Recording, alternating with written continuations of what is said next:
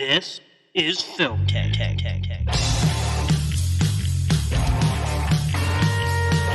This is your last chance. After this, there is no turning back. Oh, I don't know if it's on, but I like it. You know, we're sitting here like a couple of regular fellas. We're going to make film history. Can you say that again? Just the way you said it. Poor baby is starting to lose their head. They won't know what they're looking at or why they like it, but they'll know they want it.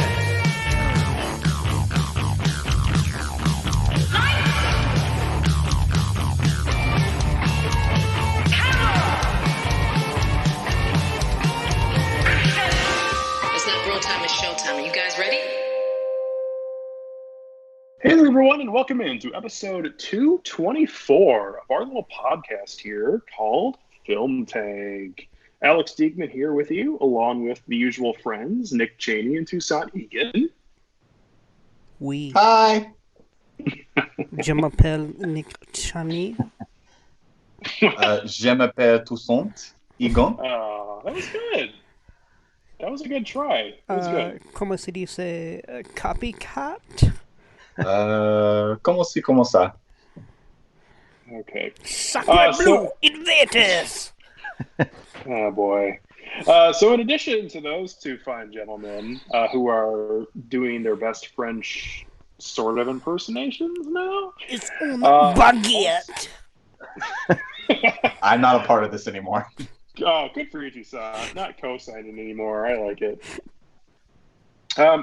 Our friend Brian Turnbow, who has not been with us for a while. But C'est moi. Oh, wow. See, I can hang with that level of French pretension as well. Good. Guys, this is great. I don't think I've been here for almost 2 years, I think. It's been too long. It's been a while, man. Yeah. Yes, it Too has. long. Well, it's great to have you back. And Thank God for obviously this virus. I was going to under these wonderful conditions. It's hey, you know what? At least it's bringing friends back together. So Yes. That's one positive. From a safe distance. So the film we are going to eventually be reviewing today is Portrait of a Lady on Fire, the French film directed and written by Céline Sciamma. And I'm sure Nick can tell us more about her because this is his kind of scene, and I know nothing about her. But when we get into the film a little bit later on, we'll talk more about her and the other people who are in this film. Before we do that, something we didn't do on our last episode was a bit of a week in review, as everyone has had a ton of time to watch either television or movies or whatever they are doing. So we're going to do that. And I guess since I'm already talking, I'll start us off. A couple of things I want to mention that I've watched here since the start of this whole thing. Both things I'm going to mention are actually space related. And the first is the incredibly underrated, well, it's not really underrated, it's a terrible trash movie, but I love it just the same. And that is the amazing movie Armageddon. I am a huge fan of Armageddon. It came out in the late 90s. It is a piece of garbage, but you know what? It's a lot of fun. And who cares about historical accuracy and scientific accuracy and all that?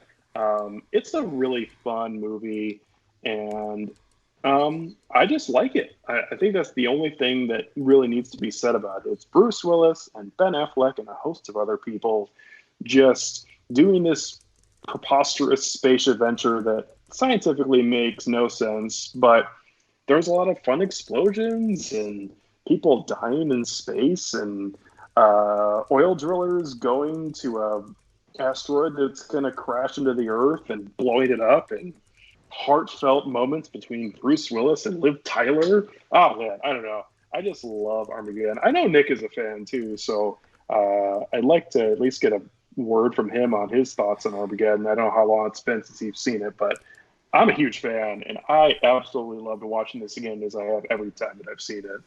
Yeah, I probably haven't watched the whole thing in at least 6 or 7 years, but I'm definitely a fan.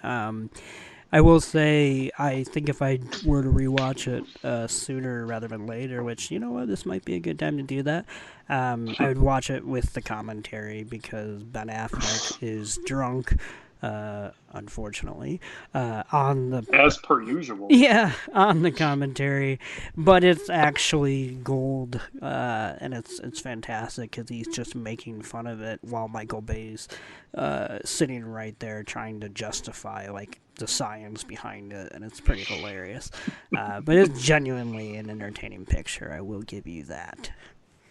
Yeah, and I mean, I know Michael Bay has kind of talked shit about it over the years a little bit, and whatever, but for his films that are at least entertaining, this is right up there towards the top of just good fun. I mean, I think The Rock is probably still his best work, but this one is a lot of fun, and I mean, if you're just looking for good popcorn movie to watch of nonsense that's happening on the screen that you can just giggle along with and enjoy, I think this is right up there. So the other space film I want to mention is a rewatch I had from last year, and that was the Brad Pitt film Ad Astra, which I thought I actually was going to like less the second time through, and surprisingly, I liked it more. I thought it was just a very good, dramatic space adventure that happens, showing the relationship between Brad Pitt and his father, who's played by Tommy Lee Jones, and also a lot of the futuristic type events that happen that seem ultra realistic to me in this world that maybe could have happened if things would have went a little differently. And Applebee's on the moon. Hey man, that felt real. It felt really real, like uncomfortably real. If there were United States residents living on the moon, there would definitely be an Applebee's and a place for like Amazon and other things like that.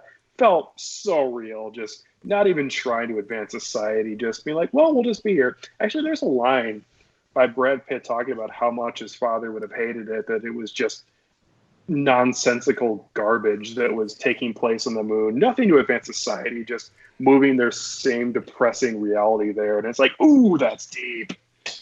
It's deep and it's unfortunately real. And as the movie, actually, when I had seen it for the first time, I didn't love the last 40 minutes.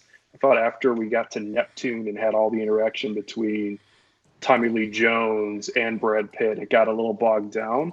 But I actually really enjoyed it the second time through and thought that their relationship and the idea of how Brad Pitt had almost become this different person because of the idea of what his father was and how he was coping with that and how that was really difficult for him to move on from. And then we just see the other side of that where he just can't cope with it because the reality is what are you going to do in this idea of this person that you've perceived as this godlike figure for 35 years or however long of your life is now just decimated.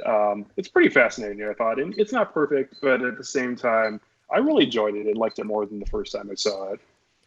Yeah, whenever I think about that ending, I look back and I think about my disappointment, and I feel like, you know what, I just gotta let go, you know. Yeah. Oh, I get it. Yeah. Mm-hmm. Just gotta let go. I really enjoyed the line between Brad Pitt and Tommy Lee Jones when they first meet each other, like aboard that actual ship, and he's like, "Yeah, I never thought of you and your mother," and he's just like, "I know," like the entire emotional journey to get to this point, like he's already like come to a conclusion about his father, and now it's just about just closing accounts, really. And it's just like, it is what it is. Like I'm not ruled by you. It's like the other thing about it that I didn't really think too much about the first time through is that this notion that Tommy Lee Jones murders the rest of his crew and they don't go along with his plan. And to get to him, Brad Pitt murders the crew that he's with, which is pretty... like father, like son. Unfortunately, yeah, but It feels real. Oddly, in terms of murdering people, it feels kind of subtle, actually. But at the same time, I enjoyed it. I thought it was a very good film, and I'll say I feel like Nick was kind of the outlier, at least from what I saw on my Letterboxd people that I followed. I know it's not that many, but it seems like most people thought that this was a pretty good film, and I know Nick, you were pretty lukewarm on it. So I'm happy that seeing it for a second time, that I liked it even more, and I'm glad it's pretty good. Alex, have you seen? Because I know you were talking about devs and all that. Had you seen the Alex Garland film Sunshine that Danny Boyle directed? I think right before Slumdog Millionaire with with Cillian Murphy and Cillian Murphy Chris Evans and all that. I was wondering how you would compare similar kind of deep space, big decision making, consequential. If you had seen that one yet, or if you haven't, I recommend following it up with that. I'll be honest, I haven't seen it. I'd like to see it because I really enjoyed it. I'm glad to hear it.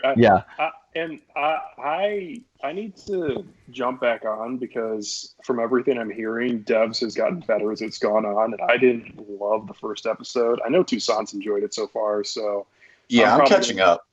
Yeah, I'm probably going to jump back on because I've heard as it's gone on, it's gotten better, which I'm glad to hear. But I'm definitely going to check that out.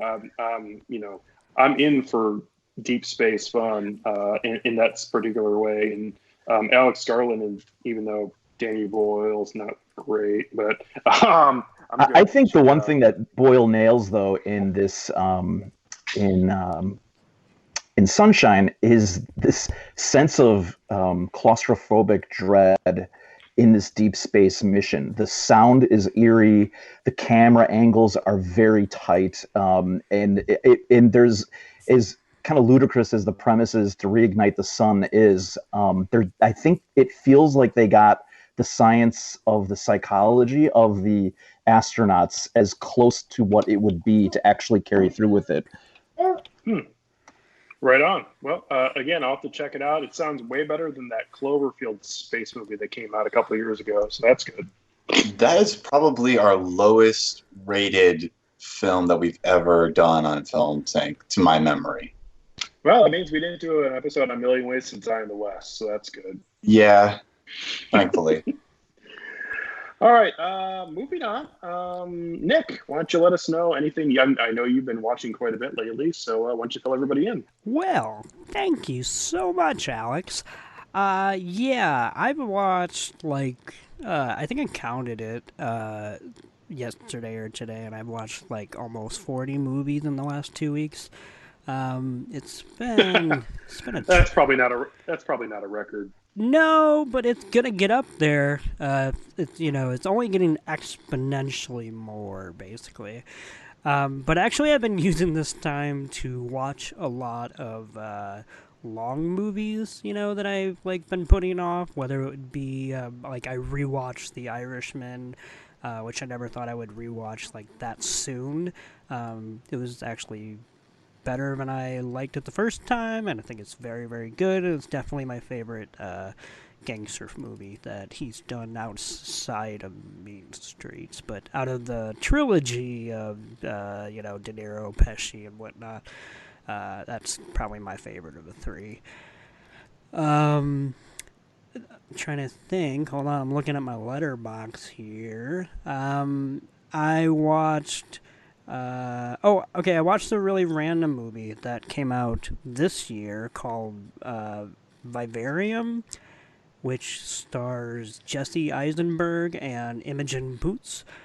And I saw the trailer for that. Yeah, it's right up my alley in the sense that it's a Twilight Zone episode, stretched to 90 minutes, basically. Very hard sci-fi premise.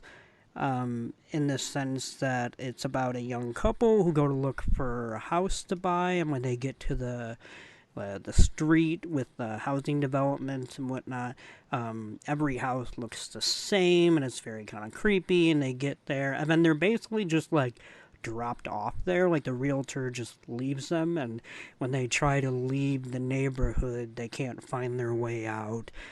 So they go back to the house, and a baby is dropped off on their driveway, and there's nobody in any other house. So it's a really bleak movie because it's about these two people who essentially get trapped into this domestic life that they didn't ask for. But of course, then that kind of mirrors a very cynical take on domestic bliss, which is that what's exciting when you're young can kind of turn into your personal hell when you're forced to. Sorry to. Yeah. Oh, finish your thought, man. Sorry. No, just when you're forced to live it out with no chance of escape, basically. I was just going to randomly say that I rewatched Batman vs. Superman last week, and Yes. Jesse Eisenberg's Lex Luthor is one of the worst film characters I've ever seen. I could definitely see that. Oh, sorry. That's all I had. No, Continue. that was important. But no, Vivarium, I'll give it this. The first 40 minutes I thought were fantastic, and it definitely, in my opinion, doesn't quite know what to do with its concept, so it ended up being on the lackluster side for me, but I definitely recommend everyone check it out. I think the two leads are fantastic. And if you're not afraid to watch a movie where children are like the devil and maybe, I don't know, you like want to see a child get murdered, it's a good movie for that, because for a lot of reasons the two of them do not like their child very much, and you'd have to watch the movie to really see why, but it is, it's great.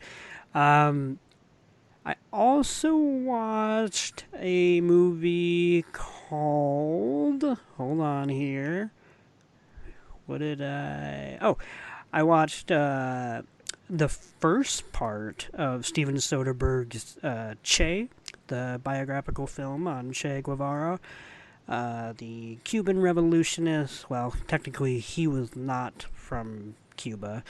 In fact, he always felt like an outsider, which was kind of funny.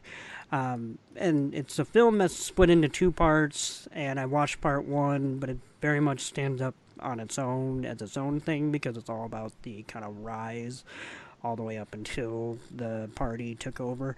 And Benicio del Toro plays Che. Damien Bichir plays Fidel Castro. And a host of other people kind of show up in the fringes, like Oscar Isaac as Che's UN translator. And this was back in like 2009 or something, so. But it's a fantastic movie that, as someone who doesn't like biopics, this is like how you do it, which is that you're not trying to portray the life of, but the moment they had in the sun, and the philosophies and ideological conflicts that led to that, and what they had to fight for, and why it was so important to them. And I thought it was fantastic. It is an extremely balanced look, I would say, because it pretty plainly shows the U.S. as kind of the villains, and not like mustachioed, evil whatever, but like actually being blunt about the U.S.'s involvement in Cuba's political strife, and the imperialist attitude that we had and still have to this day. And yeah, it was just pretty freaky to watch, because it just so meticulously recreates so many key moments, and you don't have to know anything about anything to watch it. You just have to be willing to pay attention to everything, the dialogue and whatnot, because it's definitely a movie that moves by at a fast pace. But if you're wanting to put in the time, it's just a great biopic. It's a great war film, not because there's that many scenes of battle or anything, but it really gets behind kind of what it's like to logistically plan a war, and why you have to make the choices you have to make, whether you do this assault or you retreat here, or vice versa and whatnot. But I'm excited to watch part two. And it's something I put off for so long, A, because of the running time, B, because it was a biopic, and C, because I'm not even that into historical depictions and whatnot. So it was kind of like a trifecta of things that I don't normally get into, but maybe it's a Soderbergh fanboy in me, but I just thought it was phenomenal, and I thought it had a lot to offer. And I could easily see myself rewatching again, so I'm mostly kicking myself for not watching it sooner. So, yeah, I'll end it there, but I will check back in when I watch Che Part 2. Right on, dude. Glad to hear you. Part 2. Yeah. Glad to hear you. I've actually never watched it. I've been interested, but I think I've you never. would like it. I probably would. I'm just a huge fan of Benicio del Toro. I think he's great. This was a pet project for him. Like, he produced it. He wanted the script, to get made. And Did he push Soderbergh pretty to do much? this? Yeah, like Yeah. It was a marriage between after working, together in traffic. He kind of was like, I want to do this, and I definitely only want to do it if it's in the right hands. So, but apparently it was Del Toro behind the scenes all the way of like fighting for it to get made. So He's great. He's a super underrated performer. absolutely. Yeah. Right on, man. Glad to hear it. So moving on to Brian, who's again rejoining us for the first time in a hot minute. I know you obviously got a different experience going on now, being a teacher during all this. So and having a toddler at home, so I can tell you that my diet is a lot of Pixar and Shrek at this particular stage. So I'm been able to kind of block that stuff out. But like when she goes off to bed and I can get an angle in to watch something of my choice, the one thing that I'm a really big fan of really gritty mafia stuff. And the one author, nonfiction, his name is Roberto Saviano, and probably back maybe early aughts, he wrote a book. It could have been actually late 90s. He wrote a book called Gomorrah, and it was about the Camorran crime syndicate in Italy. And they ended up making a pretty good television show out of it. And the first 2 seasons of it are on Netflix, and I absolutely love it. And can't get my hands on the subsequent seasons after that. But to my great surprise and joy, I saw that there was Amazon had picked up his more recent book called 000. And the thesis of that book is that basically cocaine is really the lifeblood of how the whole global economy works, shipping and politics and all these things. So he kind of threads together these 3 different ideas from it. I have the book. I haven't read it, so I just kind of skipped it and went to this kind of fictionalized version of it on Netflix. I'm sorry, on Amazon Prime. Did I say Prime? Amazon Prime. And I thought you were really quick going to say that the thesis was that cocaine is the life of the party. And I was like, oh, yeah. Well, yeah. In addition, it's not a either or. Oh, okay. And so this, so it's kind of it's 8 episodes, and it kind of covers this kind of deal, which is a huge kind of almost like Shakespearean type of upheaval of power structure of an Italian crime family, that they set out a huge deal that then creates kind of a Monterey drug shipment from Mexico that is then used by an American intermediary to bring this huge load of cocaine hidden between, I think, jalapeno pepper cans or something like that. So there are 3 different story arcs kind of told separately. And so you have the total train wreck of what is going on in the crime and violence of Mexico. And then you have the odd shenanigans that occur in the shipping family. And that was Gabriel Byrne was the shipping scion in the first episode. And he died because of complications of being shot. I don't remember if it was just a heart issue or whatever. And his children, I should look it up. The daughter, didn't catch the actress's name. I should have looked it up, but he was in Valerian, and he was also the Green Goblin. Dean DeHaan? Yes, he was in this, and they were the two kids who then have to somehow make sure that this deal goes through, and they have to then escort this shipment from Mexico all the way to Italy, and all these things go awry, and then you have all the things that are going on in Italy as well. I loved it, but I like that type of stuff. It was just really gritty, violent, felt real, not as kind of ridiculous as kind of some of the true crime stuff that you get like in Ozark or something like that, where, you know, like the cartels in rural Missouri and all that. My wife was watching an episode of it last night. It's like, okay, that's a little bit of a stretch that they would be such a pronounced thing, where this one felt kind of real. There was some different tricks, you know, kind of behind the scenes of how they get away with it type of stuff. I love that. So big fan of 000.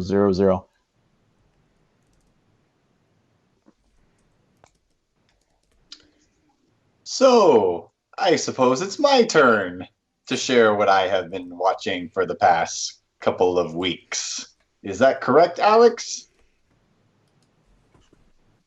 Yep. Cool. All right. So here's what I've been watching in my quarantine time. I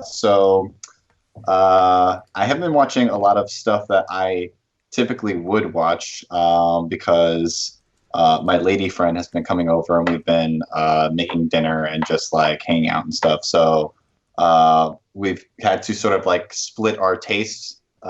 She is a lot more leaning more towards like sitcoms and horror, and I'm, you know, more focused on like science fiction and anime and stuff. So we decided to split the difference, and I actually returned. Can I just say really quick? It doesn't sound like you're practicing safe social distance. Would I have that? Yes. Right? Because yes, we all need to take this virus very seriously. And yes, I am. Yes, I am. Yes, I am. Yes, I am. Shut up. Okay. So, we decided to split the difference. So wait, hold on a second here. So wait, you're forcing her to be 6 feet away from you at all times? No, I'm not forcing her to be 6 feet away from me at all times.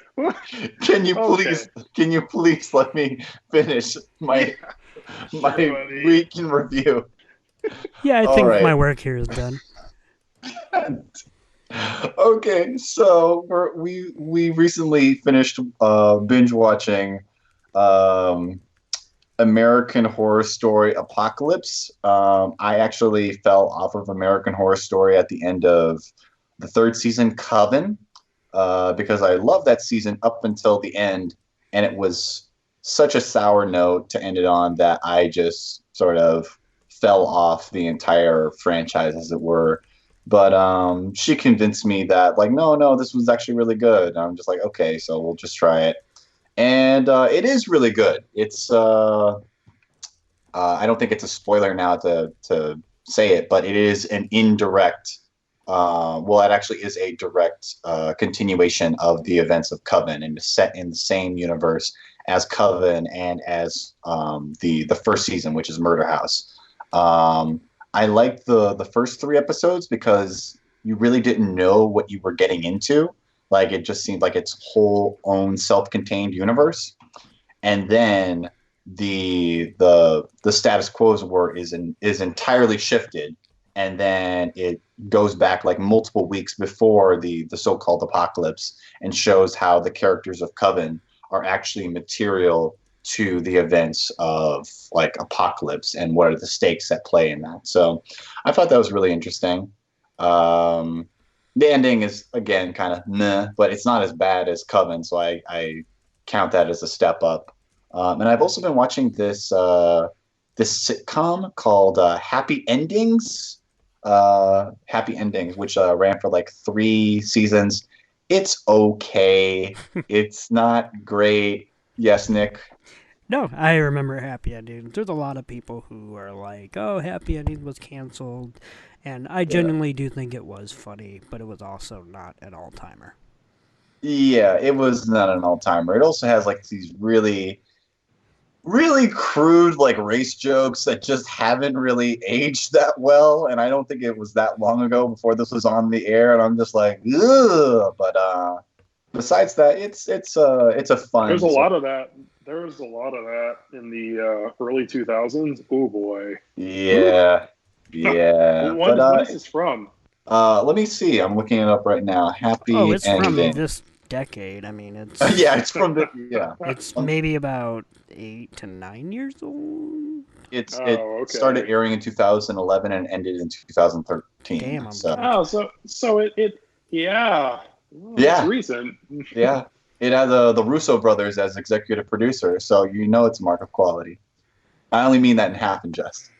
I mean, they know how to handle people in terms of, anything LGBT. They are on top of they've got the pulse on America on that. Yeah, they'll have the one scene where everybody's crying in a circle, and then they'll like have one person like talk about their experiences, and then like tell them to stop talking, and then move on to the rest of the story. To be fair, Happy Endings is the product of somebody else. Right. The guy who's married to the girl who plays Penny.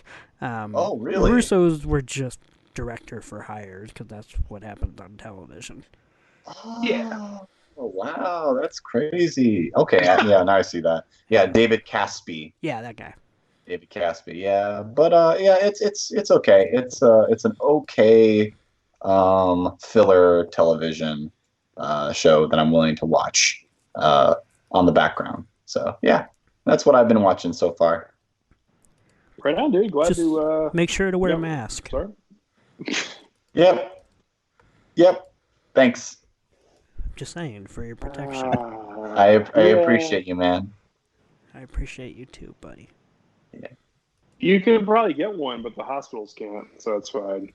Yeah. My girlfriend is a doctor, so. Really? Yeah. Oh, how's she doing with all this? She's doing good. She's got masks. Good. Yeah. Well, that's good. What's her specialty, or what's her specialty as a doctor? Oh, well, if we're going to dish on the podcast, guys. We can edit this out. Yeah, we're going to dish. Curiosity. Wink, We're not Alex. Yeah. She basically, she's in her residency right now. She specializes in family medicine. See, you know what? Hold on, Toussaint. Here's the thing. Before the episode starts, when we're on mic, you regale us with boring stories about your failed Zoom meetings in class. But on the podcast is when you first tell us you have a girlfriend. So this is not completely on us. Who's a doctor? I've got a lot of stuff going on right now, man. I know. But we are only processing in the way it's being presented. Okay. And we love you. Oh, thank you. But practice social distance. I will. Thank you. So, on our little podcast here today, we are going to talk about the movie Portrait of a Lady on Fire, which technically was released in the U.S. this year, but came out in 2019, premiered, I believe, at Cannes, and obviously was very well received there. The film was directed by, as I mentioned, Céline Sciamma, and stars Noémie Merlant and also Adèle Haenel, and also features Valerie Golina, who people would have seen in the late 80s, early 90s, as she appeared in both the Hot Shots movies, Escape from LA, and Rain Man. So that was interesting little side note. And I was like, she looks familiar. And then saw that and I was like, oh, she's from the 80s. Right on. So Portrait of a Lady on Fire follows, starts on an isolated island in Brittany, which is in France, at the end of the 18th century, as a female painter is obliged to paint a wedding portrait of a young woman. I'm going to start us off on this, but I thought since Nick knows more about sort of the history of this film and its presentation, maybe you could give the listeners a little more info on this before I give my initial thoughts. Thank you very much. I just want to say that I really don't know much about this at all. All right. I mean, I remember when it was like when it came out and people started hyping it up, so I took note of it. But I've never seen a film by Céline, Sciamma, or anything prior to this. I was just super hyped because I always support my art house French lesbian dramas, and I was glad to see one getting their due. So unfortunately, yeah, I got nothing. Okay, well, there you go. There you have it. So I will start us off then after that ravishing introduction from Nick. That's what Film Take is for, baby. There you go. I thought I would somewhat enjoy this because this seemed like a very well put together film, and usually, even if I don't love films like this, I usually somewhat enjoy them because of their quality and just how well everything is sewn together throughout the entirety of the picture. And in general, I thought this film was fantastic. I thought the performances were good. I thought just the set design and selection of settings for this was fantastic. Some of the shots from the ocean or inside of rock formations or climbing up hills just looked fabulous. I was blown away by how good the cinematography and the set design was for this film. It was great. And add in that this has this really wonderful and heartbreaking story throughout that really has a hard time, I feel like, finding where I land on this, because this is a terribly sad story on the onset for me. But at the same time, it is wonderful that these two women found each other and got to have this experience in their life. And then we hear the whole story told, and we see just the wonderful joy that is had by them in this brief encounter that they're able to have. And that part of it is obviously wonderful to see. But then you see all the just horrendous things that happen in terms of this idea of her being forced, and when I say her, I mean the painter, the character of Merlant, who is not forced, but she's commissioned to paint the other character, Heloise, paint her portrait that is going to be given to her potential husband. And in reality, her portrait will decide if he is going to go through with this betrothal, pretty much.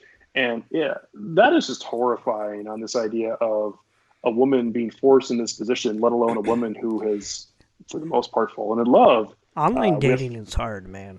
Or for that matter, a woman who inherited that betrothal after her own sister died. It's fucked up, man. There's a lot of crazy nonsense happening in this movie, but totally is legit because this is apparently just what happened. I mean, the mother talks about it, that here's my portrait, this is what he saw, and it's like, ugh. And then you have the other idea of these two women who, just in all reality, are just lesbians, and they love each other, and that is, and I think that's the hard part about it, is that this is such a beautiful movie because you get to see this brief time period where they're able to spend time together. And that is, in reality, all we see of this film is she gets dumped off on this island. She literally is in this horrendous situation where she has to jump out of the boat to get her painting canvases back after they fall out, which is kind of a weird situation that happens anyways. But after that, we just see her living her life with Heloise and also the maid whose name is Sophie. And that's a whole other storyline that we'll get to later on in the episode. But everything that happens, this is the entirety of the film and the crux of from the whole start to ending of what we follow, which I think is really important here, because we see these women as they are living their lives, and a lot of their world has been decided for them, but they are getting true joy out of this really brief time period they have. And that's something that I really picked up on throughout the entirety of this film, is that we get to be in this very brief, joyous occasion that happens in the women, in the lives of these women who have a really tough go of it following this. We have to assume, even though the painter Marianne may have further attempts in life to be a real trailblazer and pioneer, she's still not going to ever probably reach real happiness in this time period. And obviously, Heloise is probably not going to either, as she has been betrothed to this man. We do know that she does end up being with him for at least, the early part of her adult life. And then who knows what happens with the maid Sophie, but a lot of really tough things going on. But the one thing I did really like a lot about this film is it did show this short time period, if it's a month and a half, 2 months, whatever it is, that these women were truly happy together when the time they got to spend together. And it was something inspiring about that, even though the horribleness of some other parts of their life. So I was a fan. There's a lot more to get into. There's a lot going on in this film. The last scene is phenomenal. I don't know if I've seen a denouement scene that good in a hot minute. But this is a really good film that there's a lot to chew on, and I thought it was fantastic. Nick, moving on to you. Yeah, I'm a big fan of this movie as well. I was very taken with the central romance, as I think it is hard not to be, unless you are either A, a bigot, or B, a Philistine. But I just think that the two performances here by the two leads are terrific. As Alex outlined, just the kind of central concept of what brings them together is just such a delicate tightrope for the two to have to kind of walk through, and it's just beautiful by the time that they do, embrace each other, that it is so well earned and whatnot. But before that point, there's still so many feats of filmmaking and other things at play here that are just dazzling. I mean, some of the scenes by the cliff and whatnot are fantastic when she's running, towards the cliff and then just stops. And some of the camera movements throughout the house are just wonderful. And, I absolutely loved it. I will say for the most part that I thought this was basically fantastic, but not all-timer for me. There was something that was slightly at a distance, and not necessarily because of the reserved tone of the movie itself, but just because I have seen a lot of not tragic, but inevitable romances that end in, separation and whatnot, that are not meant to be before. I've seen them between straight people. I've seen them between gay people. So it not that it has to be unique, but it did rise above what I've seen before. But I wouldn't say that it offered much outside of its own mastery of technique and whatnot, which is sometimes all you need, and certainly that's the case here. But the thing I think I liked most about the movie was its sense of sisterhood. It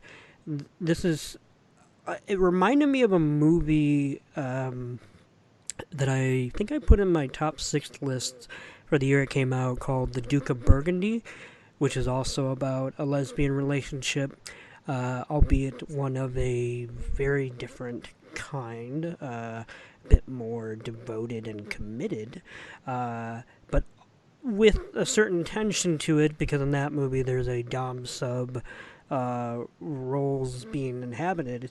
But in that movie, it's striking because you never see a single male in the entire movie.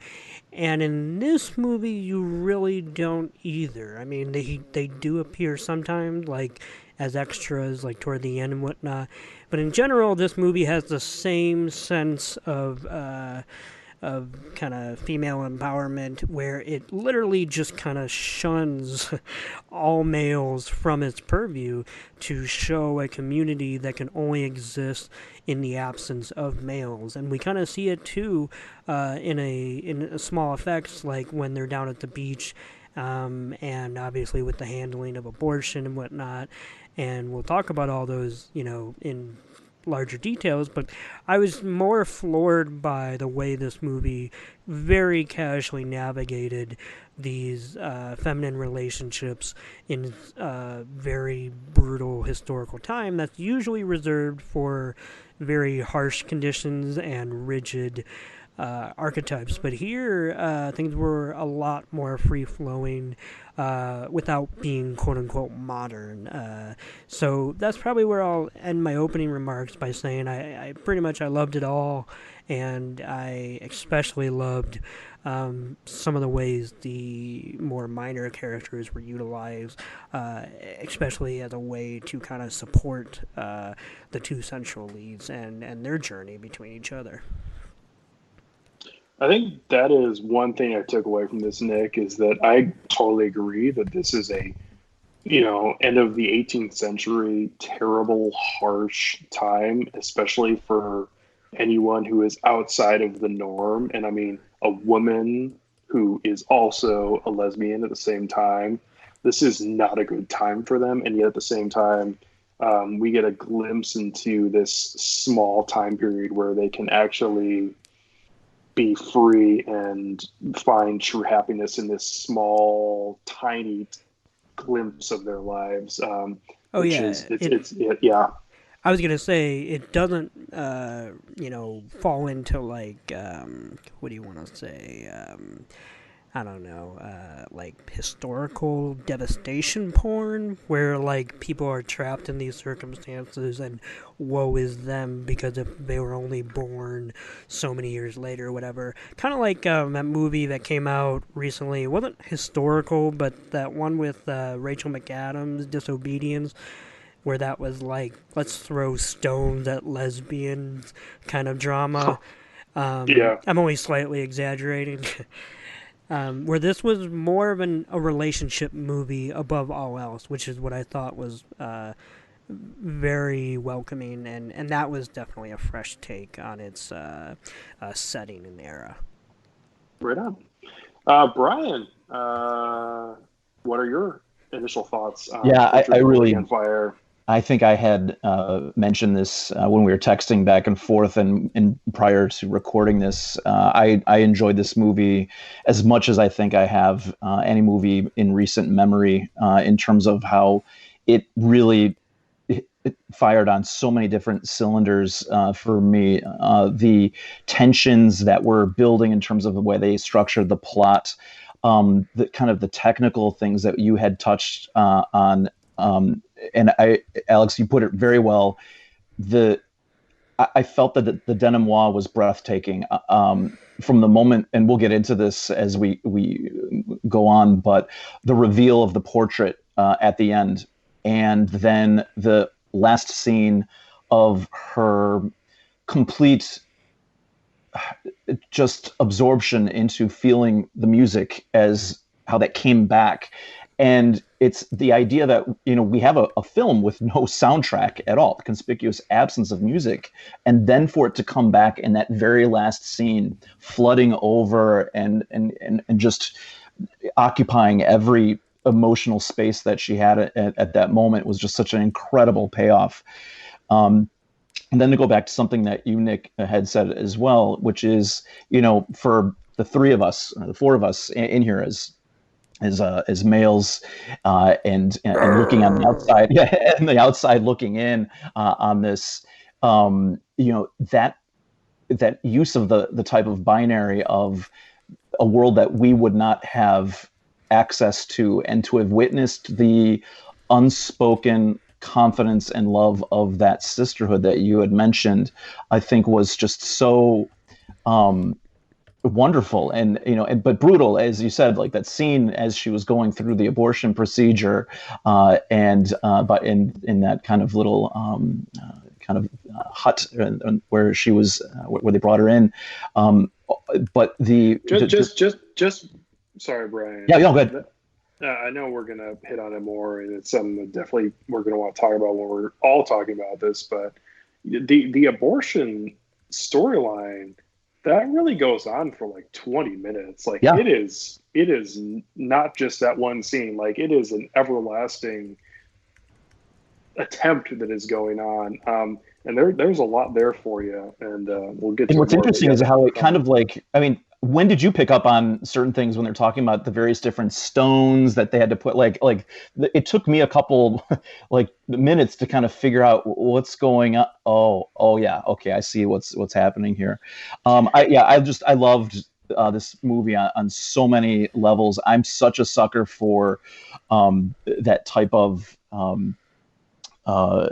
love story too. Whereas these, the type of forlorn lovers, where they, I just that stuff always gets me. So I'm already there anyway. But just the subtleties of tracing their eye movements and how they were darting against each other. I mean, there's also this incredible sensuality that was communicated without having to be physical, that was just incredibly effective to me. So I mean, this was a real find. I'm because I don't, without your kind of suggestion or nudging, I mean, I might not never have seen this movie. So I'm very very happy that you guys put this in my orbit. Huge fan. Well, Nick gets all the credit for that. He's the one who was the brainchild of this. So, woo! Yeah, I wrote and directed it. So moving on to Toussaint, getting our initial first thoughts out of the way.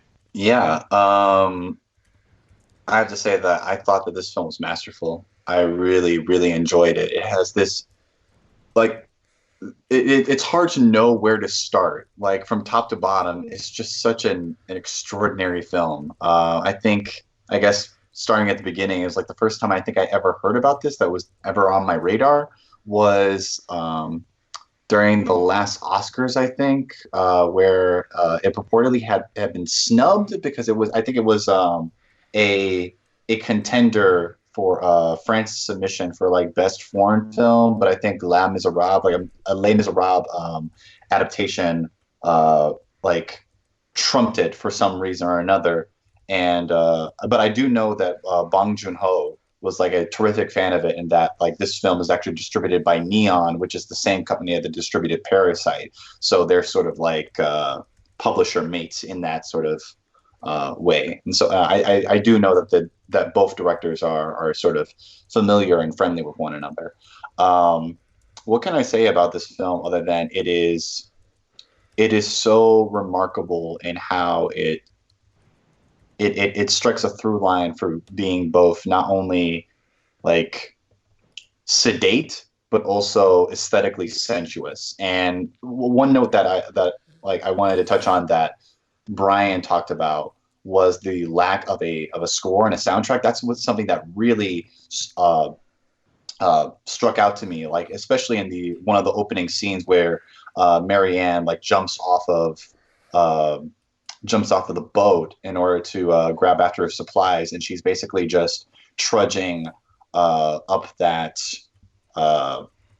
beach with the person behind her just like carrying her effects and things, and you just hear the crash of the waves, and it just became so prominent throughout the entire film of how like not only the absence of music and the sort of like foregrounding of all forms of diegetic sound when it comes to the exterior sounds, the interior of the actual estate, the echo, the echoes of people like moving about, the sort of tone of people's voices as it carries throughout these spaces. Like it's just, it's wonderful sound design, and it's even more like punctuated for the fact of like when music is actually present, like when they go to like the sort of like outdoor bonfire festival and you have like these villagers and people just basically singing this song. And I was trying to like trace the notion of like, is this diegetic or non-diegetic? Because it just feels like it's really mixed very, very well. And of course the denouement is absolutely extraordinary. I'm trying to think of her name, Adèle Haenel, who plays Hollis.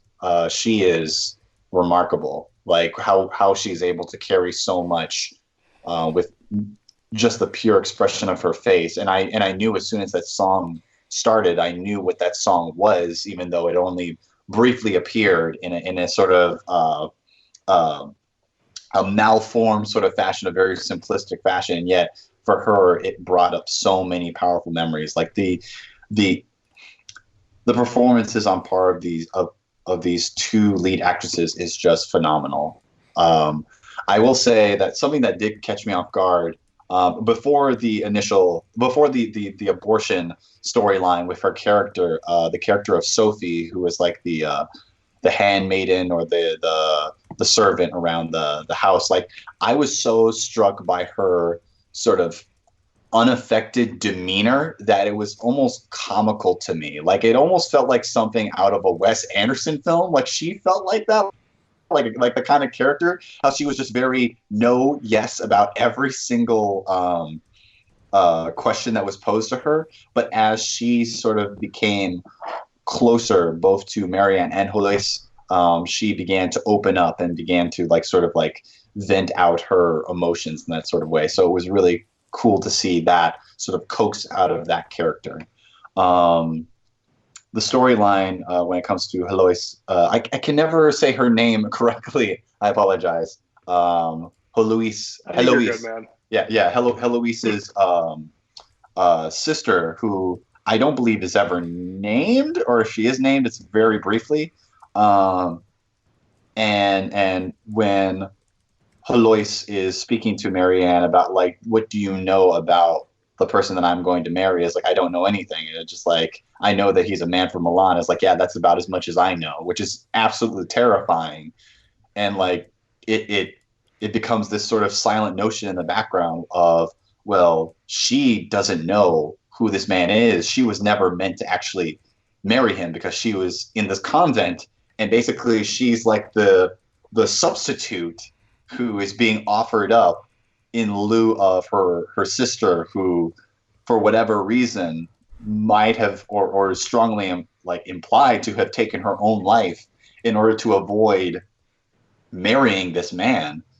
The other thing that's really, really, and I mean, it's not the same era, but we get the same kind of story from a lot of films in yesteryear. The one I think of that comes to mind is actually Titanic, the James Cameron movie, where Rose DeWitt Bukater's mother is totally just like, you need to marry him because we need the money. And it's like, oh boy, yeah. this is a dowry. But that's what it was. Yeah. Like, but I think that's the thing that's so effed up about that era and about a long time of human history is this idea of the people who you should trust the most, your parents, especially your mother if you're a girl, completely not caring about your personal feelings whatsoever. Yeah, and it's all about the family.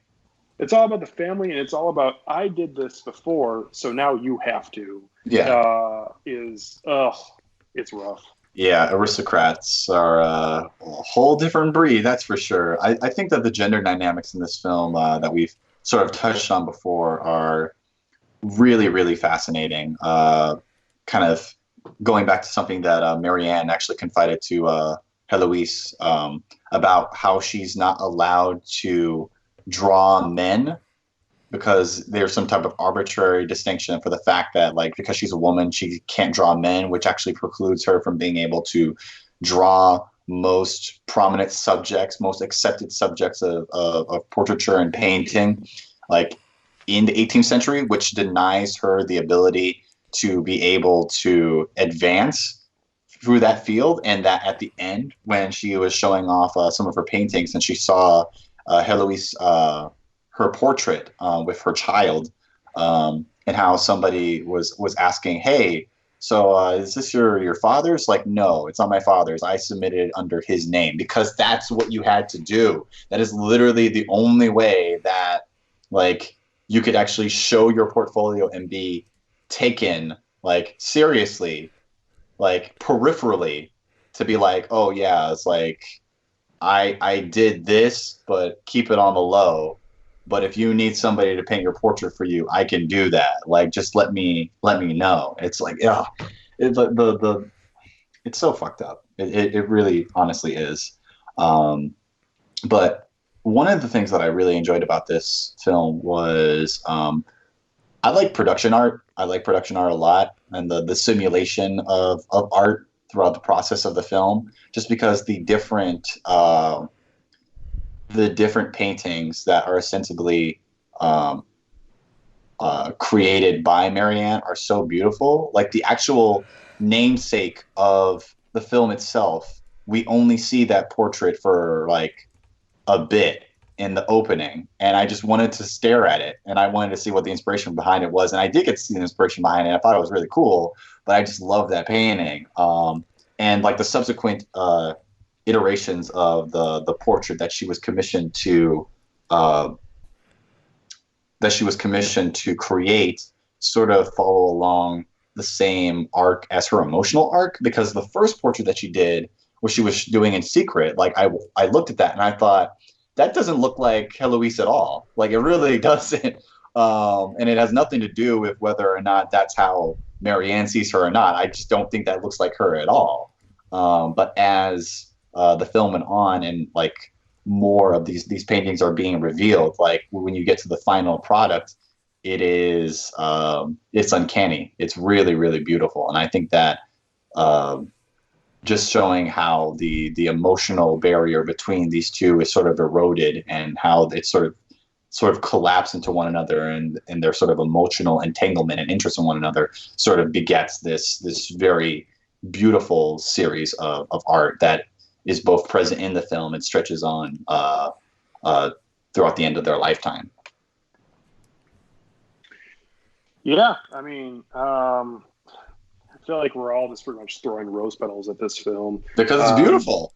Yeah, it's good. I mean, it's worth it. So, just one more thought to follow up with that, Tucson. I think that idea that she was so committed to that art, only the payoff of what we saw, that she jumps out of her boat to get the canvas in such a way. Like, I mean, what an incredible threat that must have been. Like, to get a chill, to drown, and die because of some weird sickness afterwards. Like, it shows that level of commitment to her craft that so early on just solidifies that she is so talented and passionate about this particular craft. I mean, again, there's just so much in this movie that, again, it just builds on each part. It's just the iterative nature of its brilliance is just ongoing. I love it. It's like Marianne's the water to Eloise's fire. I thought you were going to say Marianne is the one, and that would have been awesome. There's something else that that's Agent Smith. There's something else that I looked up about the film that didn't come through to me because I'm a primary English speaker. But apparently, like, their relationship and the arc of their relationship is communicated even through their grammar, like how they agreed to refer to one another through like the indication of vous, which is like very, very intimate, versus like how you like address somebody who you're like many, many degrees distance from in respect. And it's like, and that actually comes to the fore when they're saying goodbye to each other for the last time. And I also love the shot of when Marianne is opening the door and Heloise tells her to turn around in a very casual way, like, again, for the grammar of like what they're saying, and you see just like the beam of light and the darkness that just sort of like frames her eyes as she's looking at Heloise for the last time. I thought that was a really, really beautiful shot. Yeah, you know what? I'm going to randomly throw this out there and say, what did we all make of the ghostly shots of Eloise in the, in the door frame, in the hallways, that basically apparition that shows up like twice, I think, to Marianne? What did you think about it, man? Well, for me at least, I thought it was kind of interesting because at first I thought it was boilerplate, just dreamlike, longing and whatnot. But the fact then we actually see the scene in which she's being fitted for, I believe, a wedding gown, and it actually looks like the dress, if not is the same dress. Kind of elevated. Elevated than what had obviously came before, as if they are so, by the end of the movie, so in sync and so, whatever, in love, that she now sees her for who she truly is, and that almost transcends space and time, which is also then obviously backed up by the denouement itself. But I thought that was a clever little almost call forward to her finally appearing in the painter's mind's eye, basically. Yeah, I felt like those parts of the film were just her almost, unfortunately, being haunted realistically by the idea of this is just what is going to be happening. And that is why she continuously starts seeing it more and more as we get later in the film. And then, that scene, when the last scene when we actually see them together, the two songs referencing, is actually probably one of the most heartbreaking scenes of the film for me. Totally agree. She wants her to turn around and come back and say it's okay, but it is not okay. She's just got to leave because that's what she's supposed to do, and that's what she does do. And her visions of her, which actually were very beautiful also, as well, in this weird Ghostbusters-y type way, but not in like a corny way, but also that's just what it looks like to me. I saw the little girl from the Muppet Christmas Carol. Oh, okay. I can see that too. Totally. But just adult size. Unfortunately for me, it was just a admission for her that this is ultimately what is going to be happening and what does end up happening, which is terrible and heartbreaking. That scene, Alex, it's like the walls were closing in, and you felt it, and there was just the anxiety, the fear of like, oh my God, this is happening. Like, I'm never going to see this person again, and the moment couldn't have lasted more than a tenth of a second.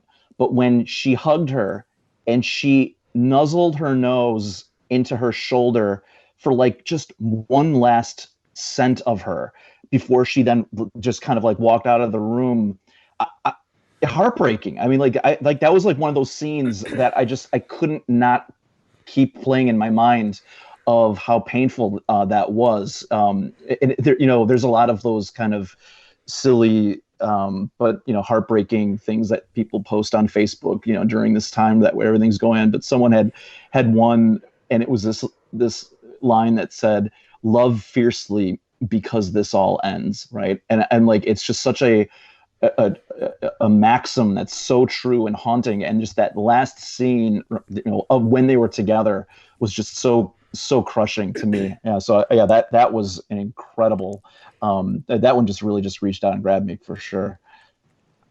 I will say I agree with what you guys are saying about the final scene. Weirdly, for me, the thing that almost made me like choke up the most was when Marianne hugs the mother, because it's almost like this impulsive and accidental breach of their contract and the understanding of what she was there to do for a brief second, because she can't control herself, and the affection she has for her daughter is spilling over into a very tragic way, and you even kind of see the mom do a sideways glance almost. But for whatever reason, that was like really, I don't know, moving to me just because I wasn't expecting that. But then, of course, made all the more heartbreaking for how, risky and how that could have gone the other way in a split second. But luckily, they didn't turn it into a melodrama or something like that. It was just really uncomfortable to watch in all the right ways. Toussaint, did you have anything on that scene before we move on? No, nothing else. Nothing I can think of, at least for right now. Yeah, man. So a couple things that I have written down that I definitely want to hit on, and we'll start with the one that I mentioned and we've talked about a few times throughout this episode so far. But it's just that final scene, which is really the denouement of this film. There's a lot happening in that minute 10-second scene. Mostly just the emotions that are happening there, because on one hand, this idea that this chance encounter is happening, which is totally, to me, not a chance encounter, because, yeah, the idea of them both showing up is somewhat unrealistic, but at the same time, she knows, and that I'm saying Heloise knows, that Marianne loved that one part of the Vivaldi, Four Seasons, and obviously Marianne loves it.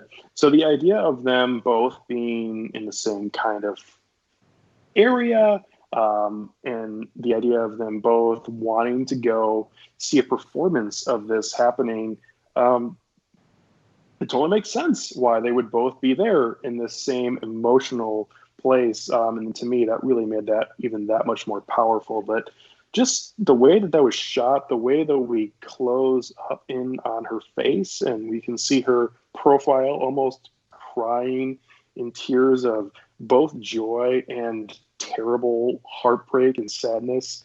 And it totally feels like we're looking at it from Marianne's perspective, as she is the camera looking in to watching her and not the performance that's going on stage. That was just, in such a short time period, just a incredible scene that one of the best scenes I've seen in quite a while, and to be a scene to end a film on is just fabulous in my opinion.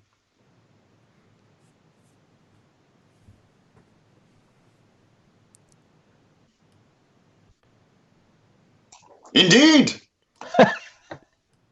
Thanks, Toussaint. Wow, that was tough. Good job, the tough thing Alex. about doing these There's the tough thing about doing these Skype podcasts is that you don't necessarily know who's supposed to go. It's like we're all being polite. It's tough to get a rhythm, I will say, for sure. I'll just follow your lead, and oh my god, that's all I got. Thanks. That's it. Wow. Well, I mean, maybe I had this more, film deserves better. I was more focused on my voice.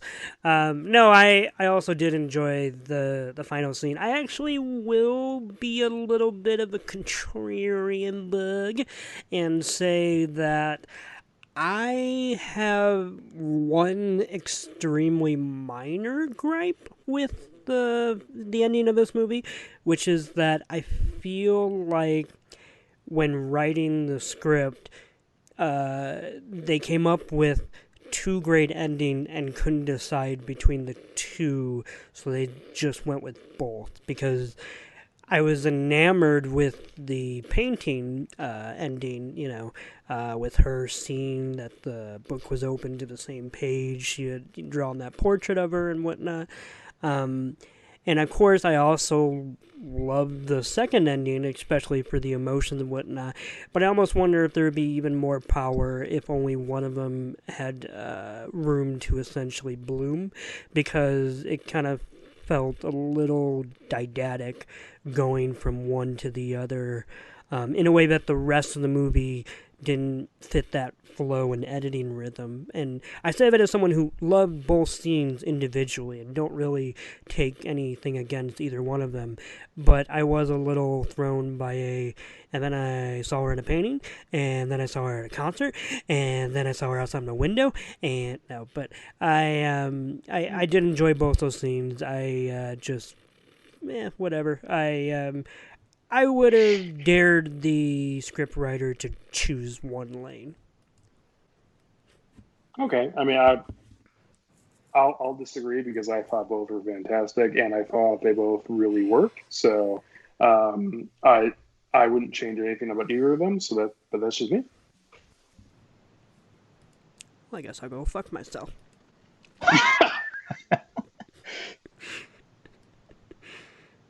Go ahead, Brian. Do you?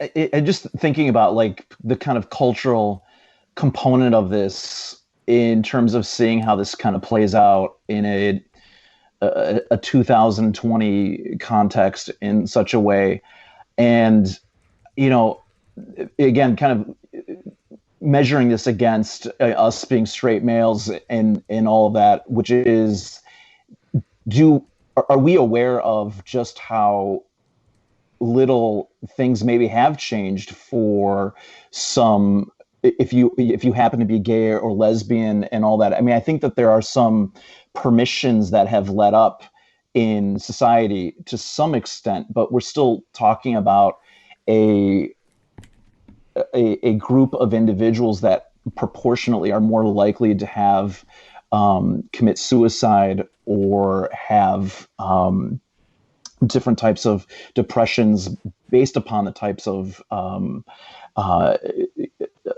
kind of social barriers that do not give them the full suite of dignity and permission to love. I mean, does that make sense? Like, I mean, are we really that much further along than we are in the late 1700s or 1800s when this was made? I'd like to think we are. I unfortunately think you're onto something, but at the same time, it's a weird mix because the idea of, at least in the US, of someone having their future completely decided for them, I feel like is mostly not a thing. I guess maybe for some people it is, but this idea of being forced into a relationship that you know nothing about is almost completely dormant. But the other side of the coin of being disregarded in terms of your feelings, I feel like that is still very much a thing, at least with certain groups. I mean, yeah, we still live in a world that is defined by cis heteronormative patriarchy. Like, that's still a fixture of our lived experience, of our lived world.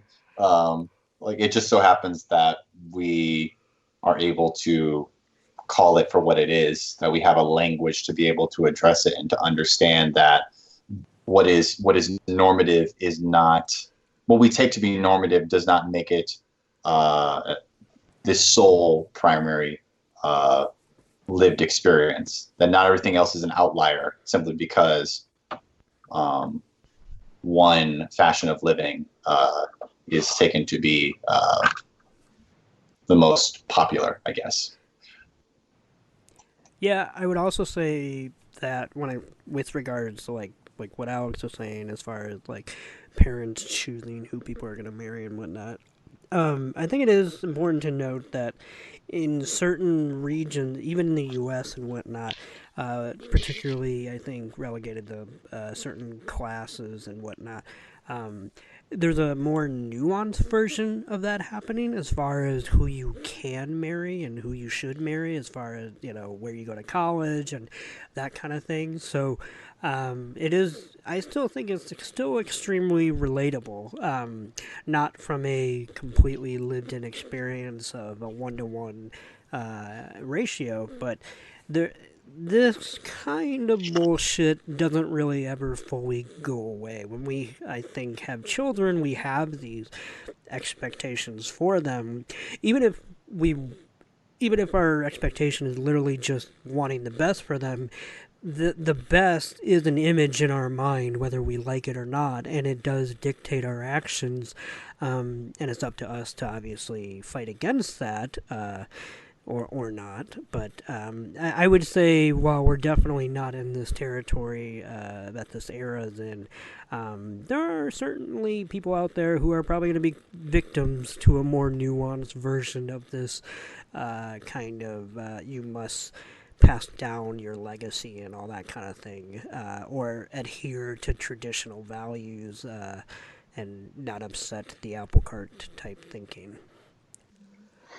The other, I guess the flip side to that is, Alex, you brought up, the like a parallel, which is the type of torment that Rose and Jack had in Titanic, and it was kind of a similar, kind of an unrequited, very brief relationship. They only had this finite amount of time, but yet it was very, well loved and intense, and all of that. I don't know if I were to watch Titanic with fresh eyes and had never seen it, like maybe a week from now, I still don't think I would feel anywhere near the type of heartache or anything that I had with these two characters, or for that matter, what was maybe there's some bad acting in Titanic. Oh boy. Yeah, this is true. I was like, or does it matter? I'm just trying to figure out like maybe I just can't separate the source material and the execution of it in my analogy. Marianne and Eloise are smart and stay on land, so they have that going. there was that. I knew I was going to end. But yeah, sorry, I got derailed in my own thought. Like, do you think that there is something about it being even more taboo that makes us buy into the romance of it that much more? That is that kind of conceit that makes it work that much more. Because I mean, I was not to compare like apples to apples, in such a way, but I had a similar type of gasp at the end of Brokeback Mountain, where Jake Gyllenhaal goes back into the closet and he notices that the shirts were folded together. Like that moment was also just, to me, floored me emotionally when I saw that. Similar to that scene with the portrait as well. And so it's interesting. I just can't think of a recent kind of scenario where I felt as deeply moved by romance. It just happens that both of them happen to be with these same-sex couples. Yeah, I think it's... Well, I think there's something... No, go ahead, Nick. No, you, sir. Okay. What? Well, I think there's something that's really, unfortunately, easy to grasp from same-sex relationships in these movies, where it is forbidden, and yet at the same time it feels like, because of that, it's grasped onto so much tighter by the people who are involved in it, that makes it way more emotional for the viewer. And I don't know if that's a good thing. Maybe it's terrible that we have not moved in society. I mean, I know I have, but in general, we have plenty of people in this country and around the world who obviously have totally not moved on to the idea of people embracing same-sex and other relationships that should be acceptable in this era and should have always been acceptable. But it seems like that I feel like I'm getting what you're saying, Brian, is that those particularly have landed that much more just because of their somewhat forbidden nature. Yeah, I will say to what Alex is saying that there is a very troubling trend of writing a gay romance and then having to kill off one of the characters, whether it's because they die of AIDS or because they're the victim of a hate crime or something. There's always a tendency, especially by a hetero writer, to sensationalize the romance for what they consider to be, gravity or shedding a light on the quote-unquote issues, but then that's what they end up foregrounding, and the actual romance fades into the background. What I liked about Portrait of a Lady on Fire is that even if they are not destined to be together, I think you could largely write the script as a heterosexual relationship and change very little about the dialogue, this just as easily applies to class issues or race issues or even just wrong place, wrong time type relationship, meet cutes and whatnot. But I think what transpires between the two is genuinely romantic, and what I loved was that the film had a resistance to the impulse to pull them apart by external forces. While the era and the society they live in is certainly not going to be tolerant of what they are and whatnot, it's mostly an internal struggle between the two of them and their ideologies between the life they want and the life they think they're actually capable of living, and where they differ in that respect. And so because the conflict was between the two of them, I thought that's what ultimately made this movie more human than a lot of recent LGBT films.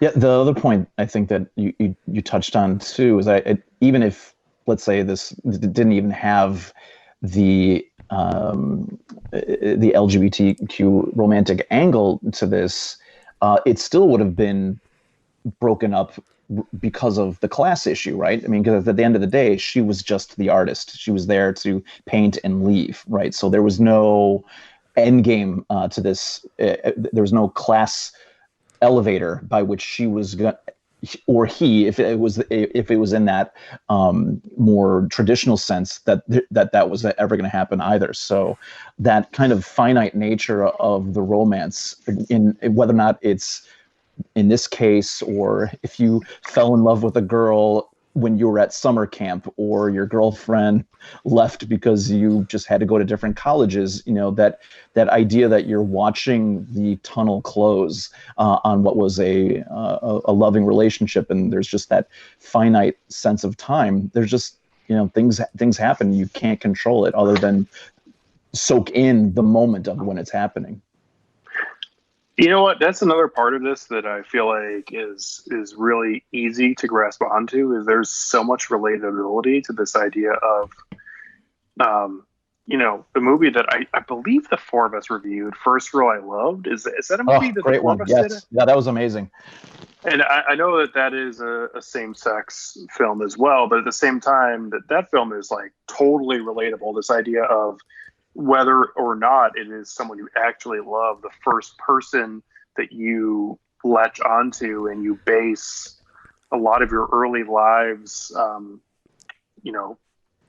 person-to-person romantic relationships off of is pretty fascinating. And then you see that in this film in a lot of ways at the same time in a much different era, but yeah. Yeah, but it does suffer in a good way, the characters, from that kind of all eyes on me mentality, which is when you're in a relationship, you're not just dating the other person, but you're also dating them in the eyes of others.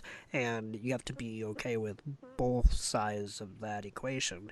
And when we're talking about something like First Go I Loved, most teenagers do not have the emotional intelligence to be okay with that latter side of the relationship, with any relationship, whether it's same sex or regular hetero or everything few and far between, whatever.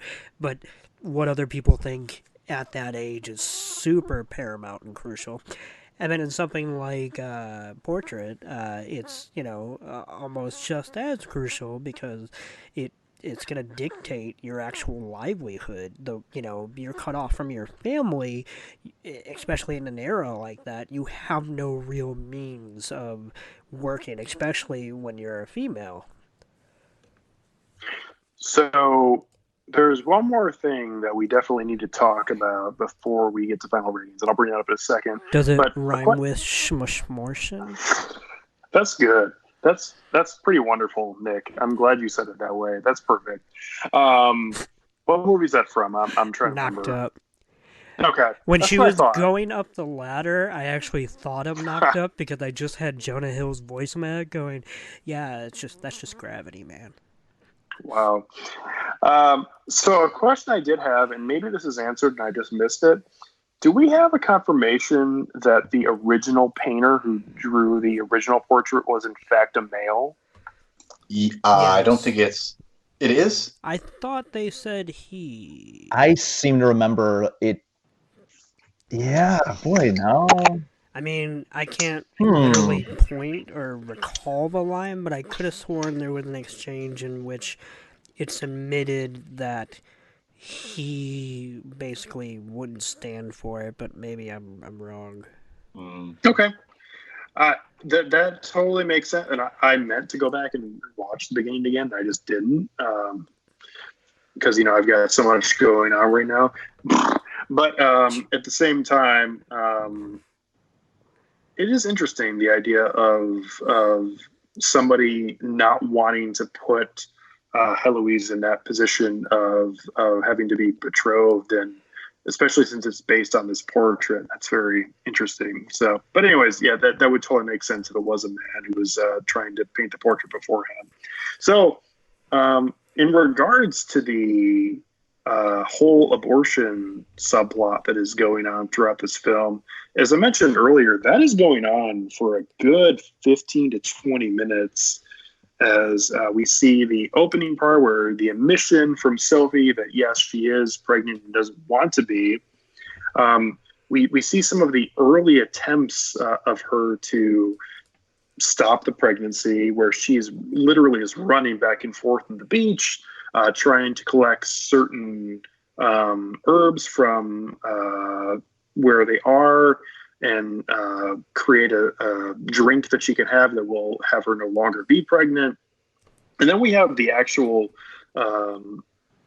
abortion scene that happens, which it's weird because it was not preachy or political to me. And maybe that's just my reading of it, but I feel like it just is just literally just giving the facts of everything that could possibly go on in terms of someone in that. And again, I'm a man. I have no real, I can never have a true feeling or opinion on this. So it's difficult to talk about and speculate on. But at the same time, this idea of a woman going through this very much non-medical professional abortion, and to have a baby crawling over her in that time, which I'm sure is just an incredibly emotional moment that nobody wants to take part in any part of their lives.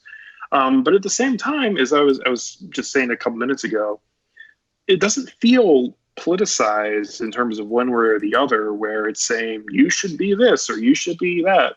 It's just stating the reality of the situation of she's going through this moment where she is stopping this pregnancy, and the reality is you're going to have to live on with that in one way or the other. And even if it's what she wanted, that's just what it is. And it's really something. Yeah. How did you unpack that symbolism of the baby crawling over her at the moment the procedure was being done? As you were speaking, I was going through a bunch of scenarios in my head. How did you guys interpret that? I mean, I feel like that woman is not going to get a good rating on Yelp.